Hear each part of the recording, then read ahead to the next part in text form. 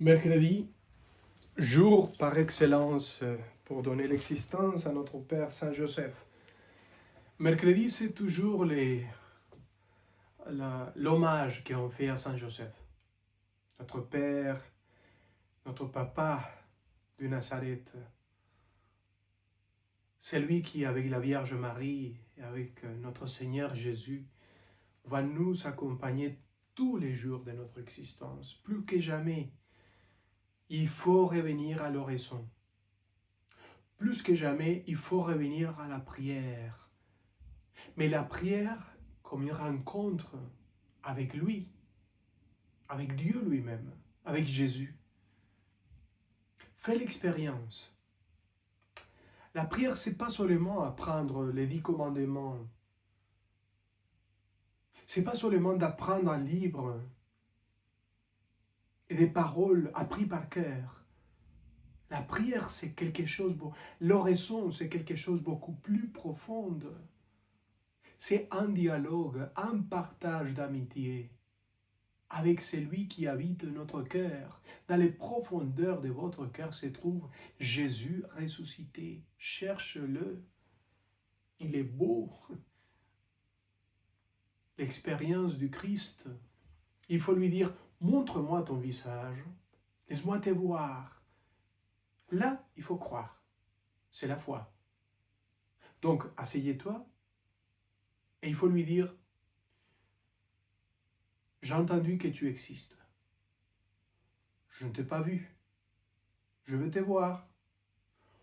Montre-moi ton visage.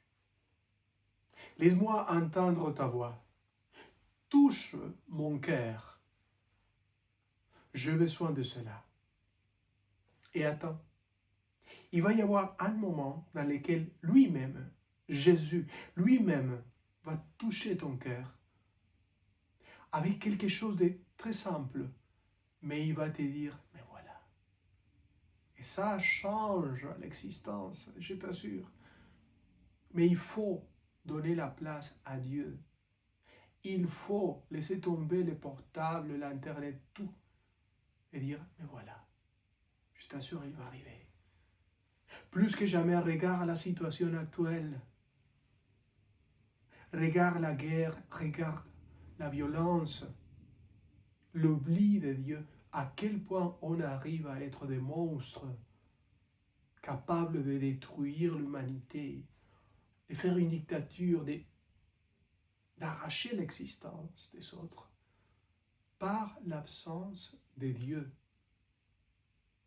Plus que jamais, laisse-toi transformer. Permets à Dieu venir te transformer. Aujourd'hui, dans l'Évangile, notre Seigneur va nous dire directement,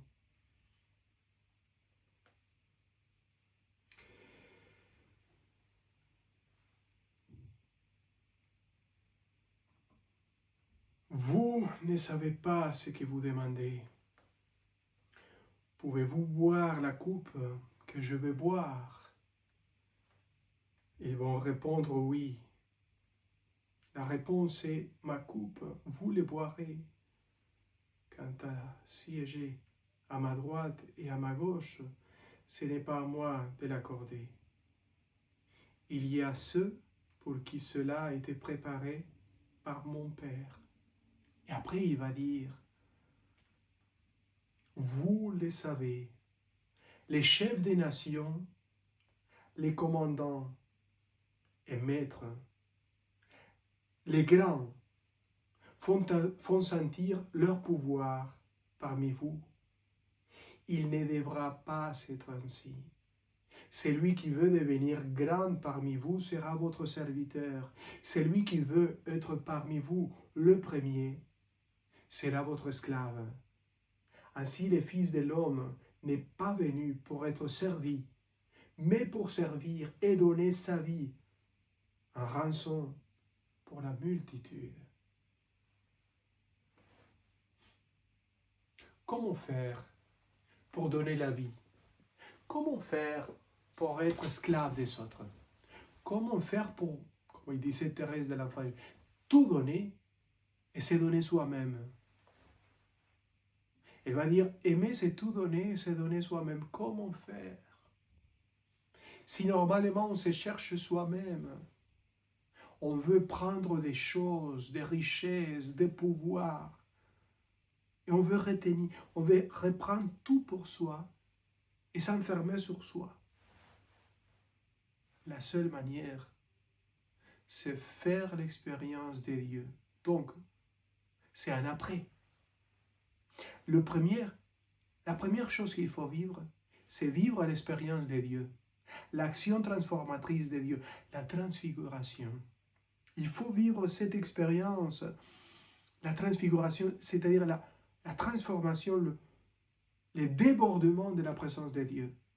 Une fois on vit cela et on expérimente cela, c'est à partir de là que d'une manière naturelle, on commence à devenir, par l'action créatrice de Dieu, par l'action de Dieu, quelqu'un qui se rassemble au Christ, quelqu'un qui donne la vie, quelqu'un qui ne pense plus à soi-même. Bon, il ne pense plus. Plutôt, il donne l'existence pour les autres. C'est plus un égoïste. C'est quelqu'un qui aime, comme une maman. Allons-y. Il faut faire l'expérience. Il faut faire l'expérience de la transfiguration, de la transformation que fait Dieu lui-même dans notre cœur. Allez-y, vivez l'expérience. Au nom du Père et du Fils et du Saint-Esprit. Amen.